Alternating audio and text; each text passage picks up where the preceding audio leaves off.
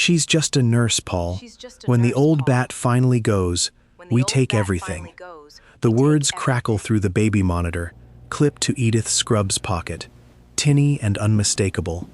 She freezes in the hallway outside Eleanor's room, a tray of medication rattling in her hands. 16 months.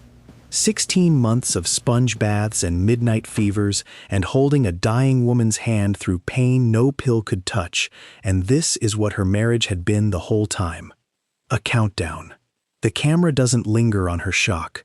It moves past her, through the half-open door, to the hospital bed where Eleanor Gray lies still as stone, eyes closed, breath shallow. Then her eyes open. She heard it too, all of it. And the look she gives Edith isn't pity, and it isn't grief. It's something colder, sharper, recognition. Two women who have both spent years being underestimated by the same man, meeting each other's gaze for the first time as equals. "Get my phone," Eleanor whispers, "and close the door." What Paul doesn't know, what he'll only understand months from now, in a boardroom he thought he owned, is that the woman he called just a nurse was never the only one keeping score. Subscribe to see how this unfolds, and comment where you're watching from. I'd love to say hello and know how far along our story is going with you. Paul's car pulled into the driveway at 7, right on schedule, the way it always did on the nights he wanted to be seen coming home early. Edith heard the garage door groan open from the kitchen, where she was measuring out Eleanor's evening medications into the little plastic organizer, and she felt her whole body do the thing it had learned to do over the last 16 months, smooth itself flat, like a bedsheet pulled tight, so that nothing showed on the surface. He came in loosening his tie, calling her name in that warm, performative voice he used when he wanted an audience, even if the audience was only her. "Babe, I'm home." He kissed her temple, the way he always did, and she let him, because that was the role, and she had gotten very good at the role. He asked about his Mother's Day. He asked if the new aide had shown up on time.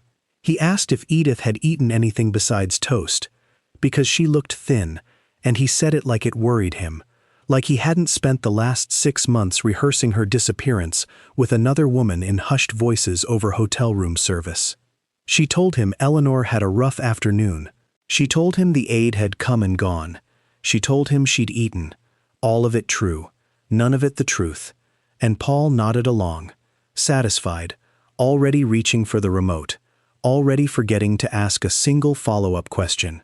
That was the thing about a man who had already left a marriage in his head. He stopped noticing the woman still standing in it. Upstairs, Eleanor was propped against 3 pillows, watching a rerun of some old courtroom drama with the sound low, and when Edith came in with the evening pills, the old woman's eyes cut toward the door Edith had just closed behind her. "Is he performing husband tonight?" Eleanor said. It wasn't really a question. "Very convincingly," Edith said, and something passed between them, not quite a smile, because there was nothing funny about any of it, but a flicker of shared understanding. 2 women in the same house, keeping the same secret from the same man. "Good," Eleanor said. "Let him keep performing. A man that comfortable in his lie won't think to look for someone else's." Edith set the pill cup down and sat on the edge of the bed, the way she did every night now, not because Eleanor needed her to, but because it had become the 1 hour of the day when Edith didn't have to hold her face still. Eleanor reached over with a hand gone thin and spotted and closed it over Edith's wrist. "Tomorrow," Eleanor said. "Tell them tomorrow, 3 o'clock, while he's at the office. Tell them to come as the palliative consult. Paul won't ask questions about a doctor. Paul has never once asked a question about my care that wasn't really a question about my money." Edith almost laughed at that, the bitter kind of laugh that isn't really about humor at all. "You make it sound easy." "It isn't," Eleanor said, "but it's necessary. And you, of all people, have never been afraid of hard and necessary." The woman who arrived at 3 o'clock the next afternoon wore a white coat over dark slacks, carried a leather medical bag, and introduced herself to the aide at the door as Dr. Marsh, here for Mrs. Gray's palliative consultation.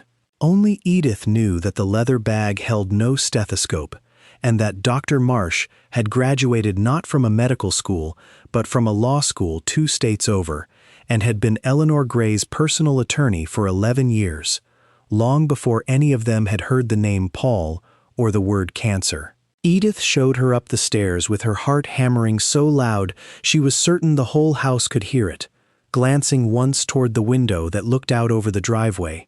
Empty, Paul's car nowhere in sight, and still she couldn't shake the feeling of a held breath.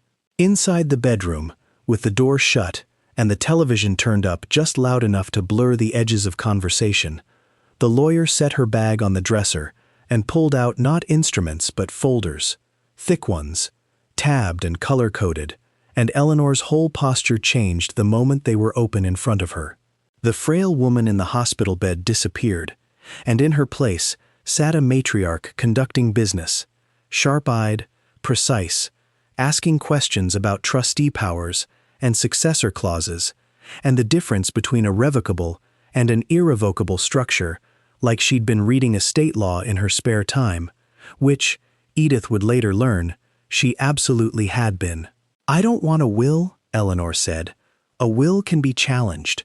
A will sits in probate for a year, while lawyers pick it apart like vultures. I want something that closes the moment I'm gone. I want the door already locked before anyone thinks to knock." The lawyer nodded, unbothered, like this was a conversation she'd had 100 times with 100 dying clients who had finally stopped being polite about what they wanted. "An irrevocable trust," she said. "Once it's funded and signed, it can't be undone. Not by you, not by him, not by a judge, barring outright fraud, which is precisely why we need everything documented, witnessed, and clean." "Edith is the trustee," Eleanor said. "Not a suggestion, a decision already made somewhere in the small hours of the night when sleep wouldn't come and pain kept her company instead. Sole trustee, full discretion over distributions, including," and she smiled here, the same slight, knowing smile Edith would see again much later, framed in oil paint above a boardroom table, "including whether my son gets to keep the corner office he's never once earned." They worked for 40 minutes, low voices, careful hands turning careful pages, and Edith sat beside the bed holding a folder she barely understood, watching a woman rewrite the entire architecture of her family's future, while her actual family drove home from an office he'd stopped caring about weeks ago, completely unaware that the ground beneath his inheritance had just begun, quietly, irreversibly, to shift. The cracks in Paul's other life started showing up as tension in his shoulders that he brought home and didn't bother hiding as well as he thought he did. Edith noticed it first in the way he answered his phone now, stepping into the garage, into the backyard, once even sitting in his running car in the driveway for 11 minutes, with the garage door still open, unaware that Edith could see the shape of him through the kitchen window, jaw tight, one hand pressed to his forehead. She didn't yet know the name of the woman on the other end of those calls, but she recognized the posture of a man being pushed, because she'd spent years being the one absorbing pressure quietly, and she knew what it looked like on someone else's body, the stiffness, the clipped answers, the way frustration leaked out sideways into small, unrelated cruelties. He snapped at her once over nothing, over a grocery list, and then apologized too quickly, too smoothly, the apology of a man managing 2 women at once and running low on patience for either. It was a voicemail he forgot to delete that finally gave the woman a name. Vanessa, Paul's secretary, 3 years at the company, the kind of quietly ambitious young woman Eleanor had once, in an offhand comment months earlier, called sharp enough to be dangerous and pretty enough that no one notices until it's too late. Edith pieced the rest together slowly, from that voicemail and from a text left glowing on the counter for 4 seconds too long. Vanessa's calm, composed exterior was cracking under something uglier than impatience. She owed money, a significant amount of it, to people who did not send polite reminder emails. She had been counting Eleanor's fortune like it was already liquid, already hers by proxy through Paul. And every week Eleanor didn't die was another week Vanessa's creditors grew less patient, and her voice on those calls grew sharper, more desperate, less like a woman waiting, and more like a woman drowning. It made Paul reckless. Edith noticed him lingering near Eleanor's room in the mornings after she left for the pharmacy run. Noticed the file cabinet in the study slightly ajar when she was certain she'd left it closed. Noticed him asking Eleanor's day nurse offhand 2 casual questions about whether Mom's lawyer had been by lately, phrased like small talk, landing like reconnaissance. She said nothing. She simply started locking things that had never needed locking before, and she began watching her husband the way you watch a man you no longer trust in your own house, carefully and from a distance, even when he was standing right beside her. The morning it almost fell apart, Edith would replay 100 times afterward, turning it over like a stone worn smooth from handling. She and Eleanor were seated together at the small writing desk by the window, trust documents spread flat, Eleanor's trembling hand tracing a clause about successor trustees, while Edith held a pen steady for her, and neither of them heard the car in the driveway, because the television was, for once, turned off. Paul's footsteps on the stairs came a beat before his voice did, calling out that he'd forgotten his laptop charger. Home early, unannounced, unwelcome in a way he had no idea he was. Edith's whole body went to ice. There was no time to gather the papers into the folder, no time to slide them under the mattress, no time for anything but instinct. And instinct, for Edith, after 16 months of hospice care, was a reflex faster than fear.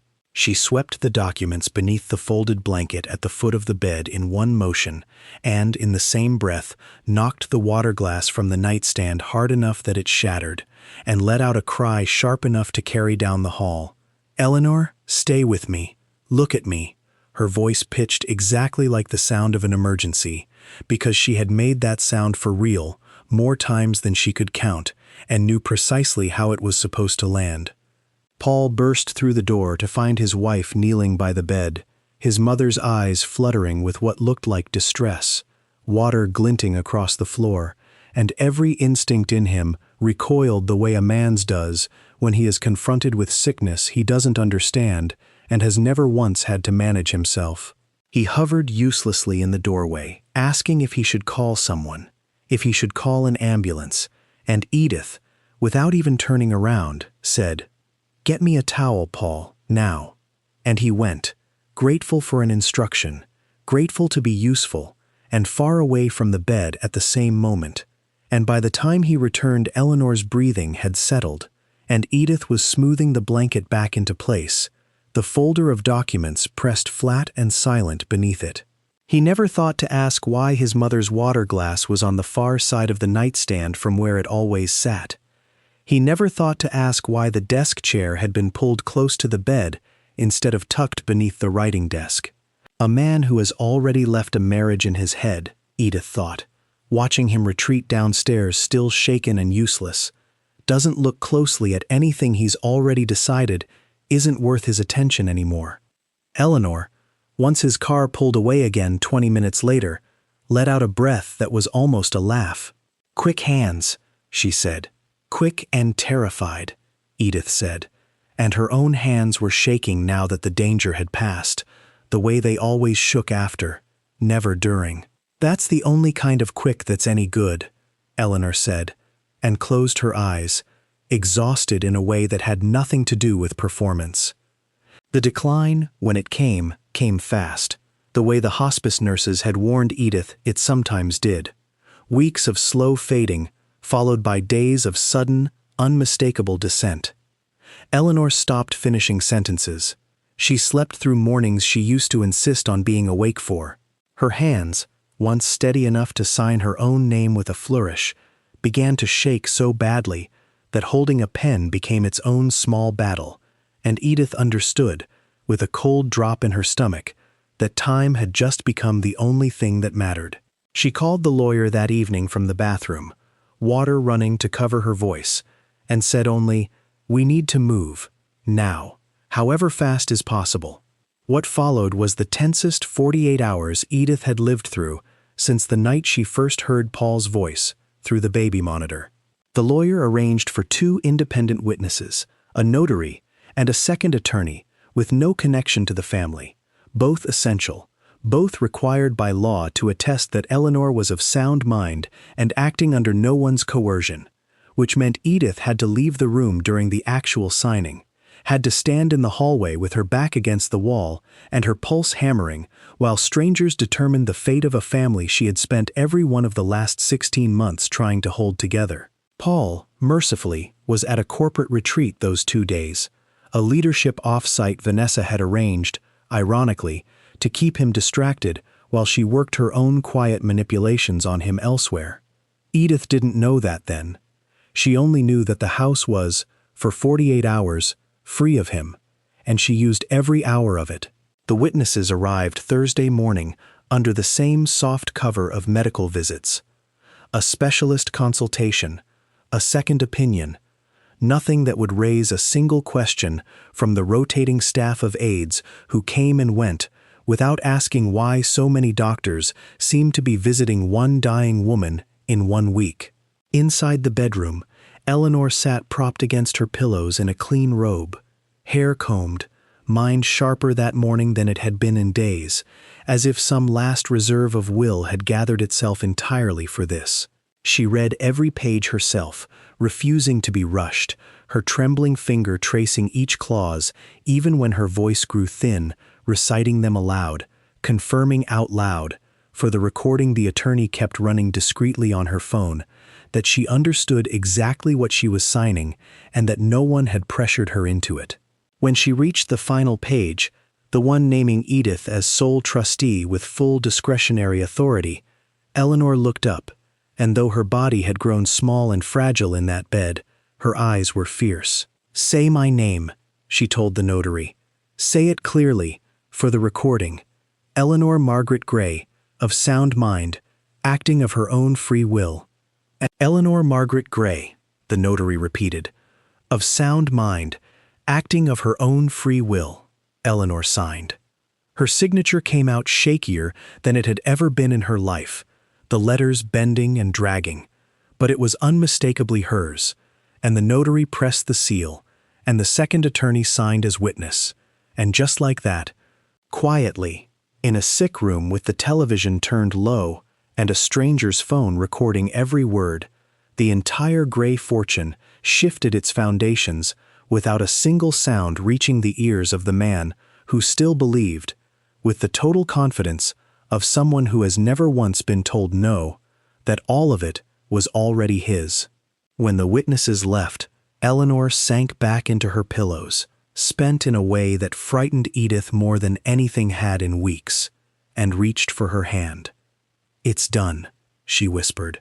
"It's done," Edith echoed, and for the first time since the night with the baby monitor, she let herself cry, not from grief, not yet, but from the sheer, bone-deep release of having carried something impossibly heavy across a finish line she hadn't been sure she'd reach in time.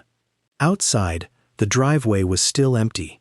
Paul was 3 hours away, at a resort with a view of a golf course, laughing at some joke a colleague had made, entirely unaware that somewhere behind him, in the house he thought he understood, the last card had just been played, and he had never even been dealt a hand. Eleanor died on a Tuesday morning, so quietly that Edith almost didn't notice the exact moment it happened. One breath came slow and even, the next simply didn't follow it, and the room settled into a stillness that felt less like an ending than like a long exhale finally allowed to finish. Edith sat with her for a long time before she called anyone, holding the hand that had gripped hers so fiercely through the signing of documents just days before, now gone soft and weightless, and she found herself whispering thank you into the quiet, though she couldn't have said afterward what exactly she was thanking her for. Everything, probably. All of it. Paul cried at the hospital when the doctor confirmed it. Real tears. the kind that surprised even Edith, and for one disorienting moment, she almost softened toward him, almost forgot the voice on the baby monitor, almost let herself believe grief had cracked him open into something honest again. But the softness didn't survive the car ride home. By the time they pulled into the driveway, his phone was already out, already lit up with a message, and Edith watched his face shift from wet-eyed sorrow into something lighter, almost buoyant, a relief he didn't bother hiding, the relief of a man who has just watched an obstacle remove itself from his path. He was gone again by that evening, some vague mention of handling things with the office, and Edith didn't ask, because she already knew what handling things meant, and she didn't need to picture Vanessa's face to know exactly how it would look. Bright, hungry, already spending money that wasn't hers yet. What followed were 4 days that Edith would later describe, when she let herself describe them at all, as the loneliest of her life, and she had lived through some lonely ones. She chose the flowers alone. She picked the casket alone, standing in a showroom that smelled of varnish and quiet organ music, running her fingers over swatches of fabric, while a funeral director waited patiently for a decision that felt too large for one person to make by herself. She wrote the obituary alone at the kitchen table at midnight, trying to compress a marriage's worth of memory into 400 words about a woman who had, in the end, given her more loyalty in 16 months than Paul had given her in years, while upstairs, Paul's suitcase sat half-packed for a work trip he insisted couldn't be postponed, not even for this. He showed up the morning of the funeral in a suit that fit him too well for a man in mourning, greeted distant cousins with the practiced warmth of someone working a room, and disappeared for 20 minutes during the reception that Edith later learned, from an aunt who mentioned it, without any idea what she was revealing, he'd spent on the phone in the parking lot. Edith stood at the head of the receiving line by herself, accepting condolences meant for a grieving daughter-in-law, wondering distantly where the grieving son had gone, and finding that she was no longer surprised by the answer. It was in the kitchen that evening, dishes from the reception still stacked on every surface, that Paul finally said it, so casually he didn't even look up from his phone to deliver it. "You'll want to start figuring out your next place. I'm thinking 30 days, give or take. No rush, but, best to have a plan." Something in Edith went very still and very cold, the way it had the night she first heard his voice through the monitor, and she understood in that moment that he genuinely believed this was a kindness, a generous window, 30 whole days for the woman who had spent 16 months of her life keeping his mother alive and comfortable while he built a second life in hotel rooms. She understood, too, that he had absolutely no idea what he had just admitted to, that he considered the house his already, the estate his already, weeks before any will had been formally read, because in his mind it had never really been a question. 30 days, she repeated, and kept her voice as flat and unremarkable as a woman confirming a delivery date. "I'll help you find something, obviously," Paul said, magnanimous now, already turning back to his phone. "This isn't me being cruel. It's just time to move forward, for both of us." Edith nodded slowly, and something inside her that might once have argued, might once have cried, might once have begged him to remember who she'd been to this family, simply didn't rise to the surface at all.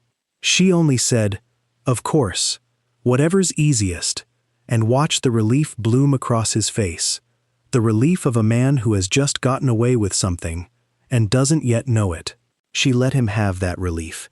She let him walk upstairs to bed feeling like a man in control of his own house, because she knew, with a certainty that felt almost peaceful now, that it was the last night he would ever feel that way inside these walls, and that the 30 days he'd just handed her would never come due.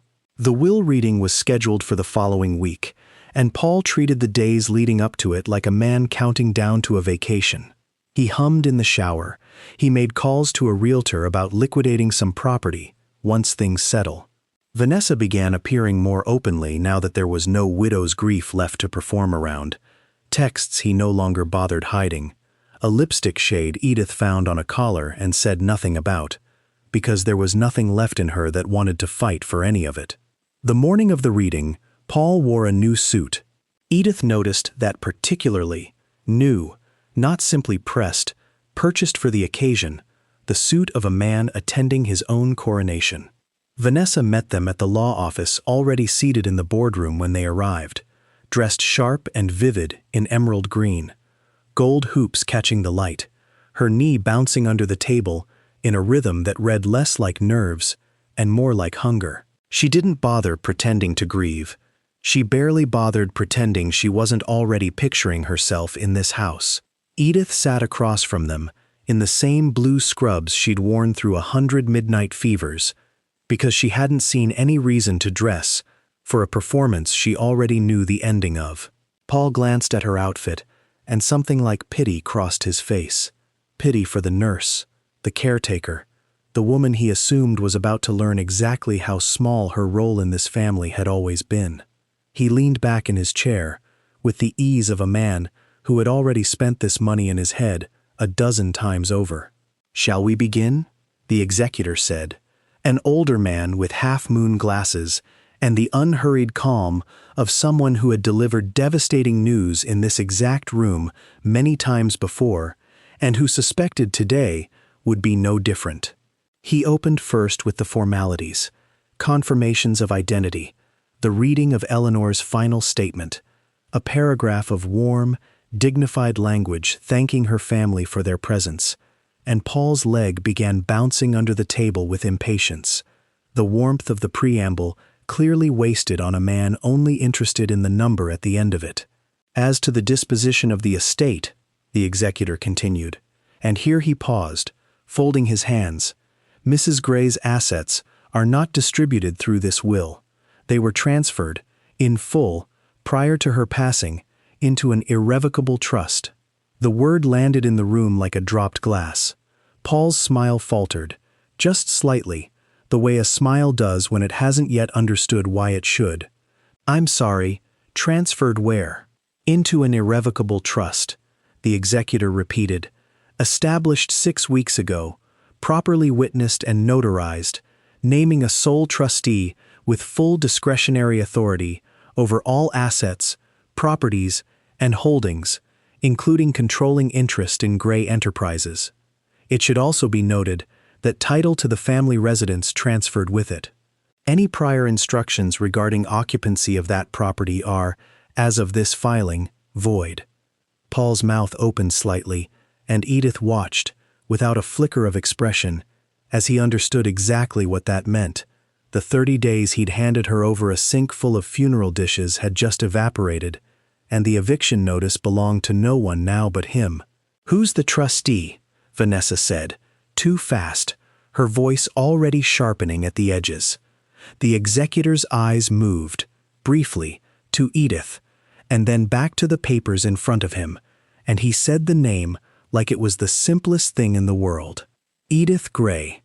The silence that followed lasted maybe 2 full seconds, and then it broke apart entirely. Vanessa was on her feet before Paul had even finished processing the sentence, palms slapping flat against the table hard enough to rattle the water glasses, her voice climbing into something raw and furious. "That's not possible. That's not. She's a nurse. She's nobody. What did you do? What did you say to her?" And she rounded on Edith with her finger raised and shaking, gold hoops swinging as her whole body leaned across the table. "What did you do to that woman?" "I made her tea," Edith said quietly, "and I sat with her when she was frightened, and I told her the truth when she asked for it. That's all I did." Vanessa's fury didn't have anywhere to go but louder, and she turned it on Paul now, hissing about debts, about promises, about money that was supposed to already be moving, her carefully composed exterior splitting open right there in the boardroom to reveal the panic that had been driving her for months. Panic Paul had never once bothered to understand the shape of. Paul, for his part, had gone very quiet and very pale, his hand rising slowly to grip the back of his neck as the executor continued in that same calm, unhurried voice, laying out the poison pill clause, his position at the company, contingent now on the ongoing approval of the trustee, the same trustee he had just spent an hour ago pitying for her cheap scrubs and her small, uncomplicated life. He looked, in that moment, like a man watching a building he'd been standing inside of, quietly fold in on itself, and there was nothing left of the smug ease he'd walked in wearing. Just his hand at his neck, and his eyes fixed somewhere on the table, unable to lift and meet anyone's gaze at all. Edith didn't gloat. She didn't need to.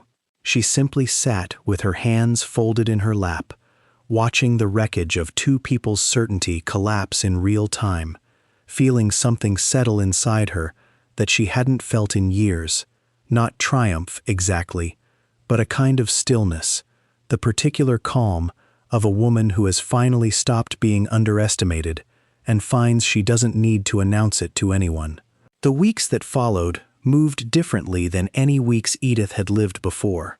She met with the company's board in a conference room she once would have been too intimidated to even walk into, and found that the discretion Eleanor had built into the trust extended exactly as far as she needed it to. Enough to freeze Paul's access to accounts he'd assumed were his, enough to review contracts he'd signed without oversight, enough to quietly, methodically, take the company Eleanor had spent a lifetime building back out of the hands of the son who had only ever seen it as a number.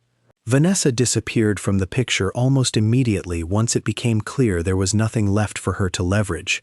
Whatever debts had been driving her panic in that boardroom were, Edith gathered secondhand, now entirely Paul's problem to solve alone, since a fortune that had never touched his hands couldn't be borrowed against any longer. Paul came to the house once more, weeks later, in a suit that had started to look a size too big on him, and stood in the doorway of the home he used to walk into, calling her name in that warm, performative voice.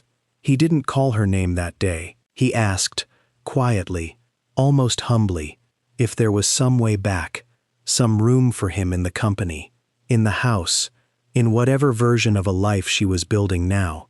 And for one brief second, Edith let herself remember the man she'd married, before he'd stopped noticing her at all. But she thought of the monitor. She thought of 30 days, given so casually across a kitchen counter, still covered in funeral dishes, 30 days that now belonged to him, and not to her. She thought of Eleanor's eyes opening in that hospital bed, and the promise passed silently between two women who had both spent their lives being underestimated by the same man. No, she said, and there was no anger in it, no theater, just the flat, settled certainty of someone who has finally finished carrying a weight she never should have had to carry alone. There isn't room for you here anymore. She closed the door before he could answer, and stood for a long moment in the front hallway of the house that was now, fully and legally, and finally, hers. The same hallway where a portrait of Eleanor now hung, dignified in burgundy, glasses catching the afternoon light, a slight, knowing smile fixed forever on her face, as though even now she could see exactly how this had all turned out, and had known it would, long before anyone else. Edith looked up at her for a moment, the way she used to look in on her in the middle of the night, checking that everything was as it should be. "We did it," she said softly, to the empty hallway, to the portrait, to the version of herself that used to flinch at the sound of Paul's key in the door. Then she turned and walked further into the house, no longer the exhausted nurse counting down someone else's days, but the undisputed head of a family that had finally, after everything, chosen her. Subscribe to see how this unfolds, and comment where you're watching from. I'd love to say hello and know how far along our story is going with you.